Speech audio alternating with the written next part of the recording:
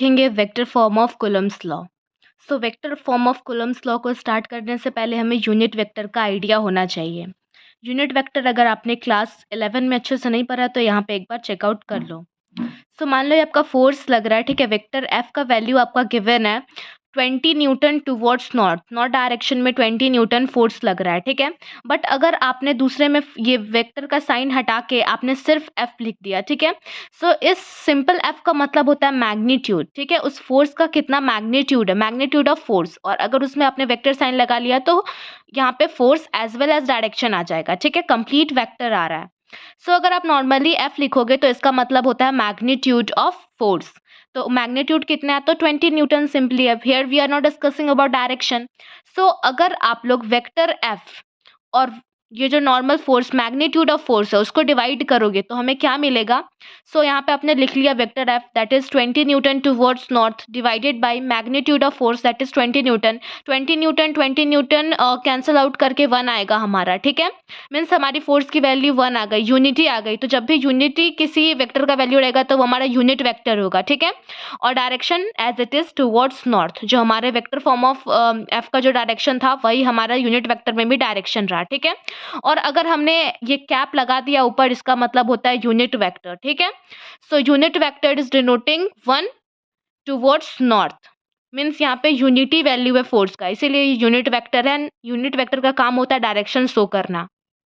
कल अगर हम कहें तो यूनिट वेक्टर का जो मैग्नीट्यूड होता है वो 1 होता है हमेशा, और डायरेक्शन उसका कोई भी हो सकता है। बट जो अगर आप देखो तो जो फोर्स का इनिशियल जो एफ वेक्टर का जो डायरेक्शन होता है ना, वही हमारा यूनिट वेक्टर का डायरेक्शन होता है। ये हमने अभी देखा, क्योंकि यहाँ पे भी आप देखो तो वेक्टर एफ का जो आपका इनिशियल डायरेक्शन था टुवर्ड्स नॉर्थ, वही आपका यूनिट वेक्टर का भी डायरेक्शन है। सो अब हम स्टार्ट करते हैं हमारा vector form of Coulomb's law. यहाँ पे आप दो पॉइंट चार्जेस देख रहे हो, ठीक है। और ये डिस्टेंस उनके बीच का आर है।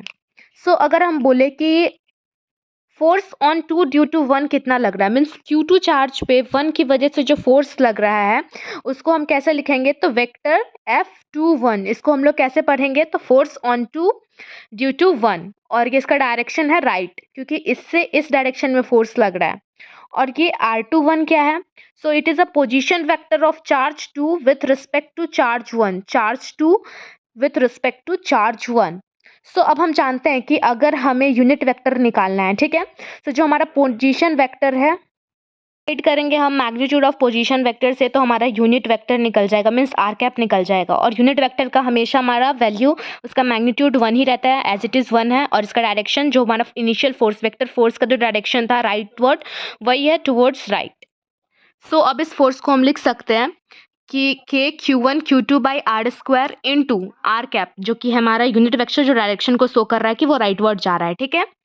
सो इसको और फर्दर मॉडिफाई करके हम लोग लिख सकते हैं कि Q1 Q2 by r square, और ये आर कैप की जगह हम लोग vector R21 divided by are लिख सकते हैं। ये वाली वैल्यू हमने वहाँ पे पुट कर दी आर कैप की जगह। हमारा ये क्या आ गया, so force on 2 due to 1 हमारा जो है वेक्टर F21 हमारा क्या आ गया, तो के Q1 Q2 by are cube, ठीक है।